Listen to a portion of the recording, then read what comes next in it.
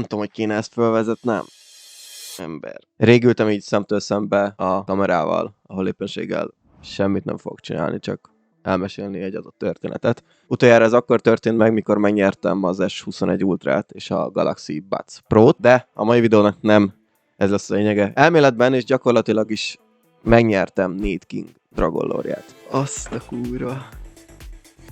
Igaz, BS, háborút épeszt állapotú, de ez ettől függetlenül még a jobbik verzió, mivel pont 49-es a flottja. Az a lényeg, ami valószínűleg mindenkit érdekel, hogy ezt hogyan sikerült elérnem. Where are you from, by the way, guys? Okay. The one you Nate King? És hogy kerültem be Nate King videójába? Okay. Március eleje fele híre ment annak, hogy a htv.org-on egy érdekes hirdetés van feltüntetve, ami úgy szólt, hogy $1 Dragon Lore. Ugye mivel ez nem is nagyon látszott legitnek, ez az egész dolog, ezért gondolom most lejjebb ment a székem, és még mindig megy. Nem tűnt legitnek ez az egész dolog, és nem is neveztek. Utólag tudom, hogy nem neveztek sokan, ezért Nate King kirakott egy tweetet ezzel kapcsolatban, hogy már csak néhány perc, vagy azt hiszem egy óra maradt nevezni erre az egész nyereményjátékra. Ahogy megláttam ezt a tweetet, szinte azonnal rácuppantam a jelentkezés gombra, és úgy töltöttem ki ezt a Google Forms-ot, mint ha nem lenne holnap. Április 5-én kaptam egy tökre random Steam értesítést. Rám írt Nate King azzal kapcsolatban, hogy ráérek-e holnap este ugyanebben az időben. Mondom, jó, persze ráérek. Nyilván rá fogok érni, nem tudom mire, mert akkor még nem tudtam, hogy mit lehet nyerni. És egész este vártam, vagy egész nap vártam, hogy most mi is fog történni.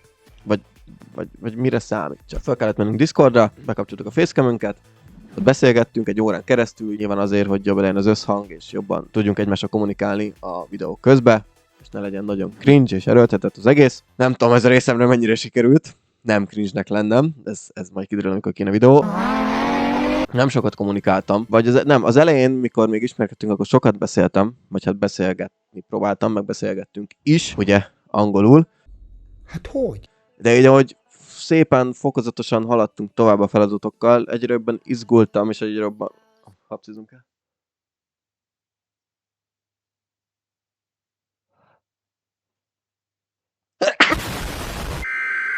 Ezért is szép lassan a kommunikációs képességeim mentek lefele, és nem nagyon kommunikáltam, csak nagyon a játékra fókuszáltam. Én perfekt angol vagyok most már 4 éve. Minden egyes feladat mirázson volt, de mindig másként volt elrendezve. Ez a videóban úgy is látszani fog majd. Az első feladatra tisztán emlékszem, 20 darab Dragon Lore AVP volt elrejtve pályán, és aki először megtalálta őket, az kapott egy pontot. Nekem nagyon nehezen ment először a Dragon Lore találás. Nagyon nehezen már a többiek ilyen 1-2-3-nál voltak, én találtam egyet valahol. Az utolsó pillanatban találtam még egyet. Itt azért nem volt olyan nagy szerencsém, de pont elég volt ahhoz, hogy tovább is csak. A következő feladat azt hiszem az volt, közben megfulladok, amikor minden ablakból mozgó tárgyakra kellett no-scope-olni. Minél közelebbi tárgyat találtál el, annál kevesebb pontot kaptál, viszont minél távolabbit, annál többet. Itt második helyen továbbítottam, itt nem is volt baj, jött egy viszonylag könnyűnek tűnő feladat, de rohadtul nem volt az, amikor midről ablakba kellett bedobni a Dragon Lore-odat, tehát egy AVP-t. Nagyon határozottan és magabiztosan álltam oda az első dobásomhoz, de nem jött össze. Tehát ott kicsit összetörtem. Először rossz gombot nyomtam meg a dobáshoz, és amikor dobni akartam, akkor nem dobtam el. Tehát így kaptam még egy lehetőséget, hogy újra dobjam, mert elfejtettem abban a pillanatban, hogy mivel is kell dobni a fegyvert. Kicsit bepánikoltam, de utána ez is meglett, továbbítottunk. A következő megmérettetés az nem volt más, mint a float tippelése.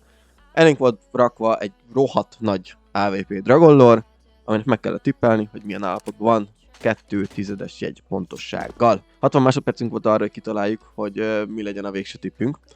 Addig közben beszélgettünk, vagy nem beszélgettünk, csak gondolkodtunk csöndbe. És amikor leírtuk egyszerre 3-an a tippünket, akkor láttam, hogy én azt hiszem 0-25-öt tippeltem, a másik srác az 0-20 valamennyit, és a harmadik az 0-30 valamennyit. Én ekkor biztos voltam abban, hogyha középen vagyok, akkor már legrosszabb esetben is továbbítok a második helyen.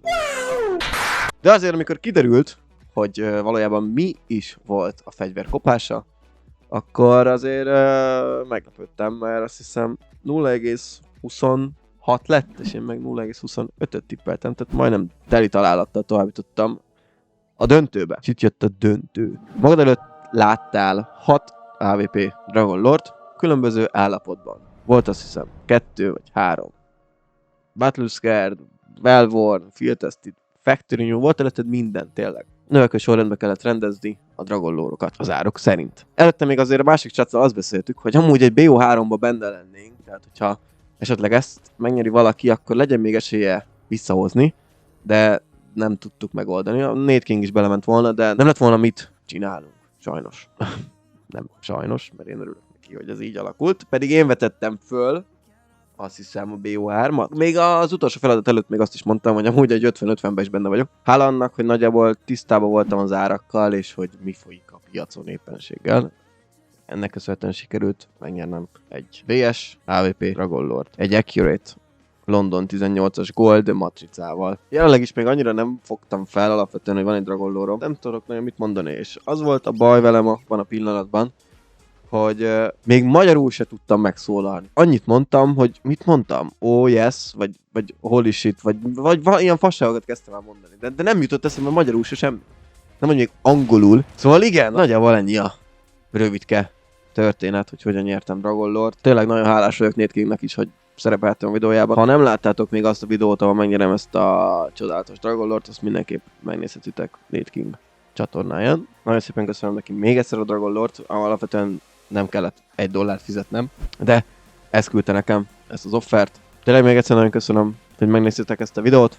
Ha tetszett, akkor mindenképp iratkozzatok fel a YouTube csatornámra, további cségós és további utazós, meg minden egyéb tartalmakért.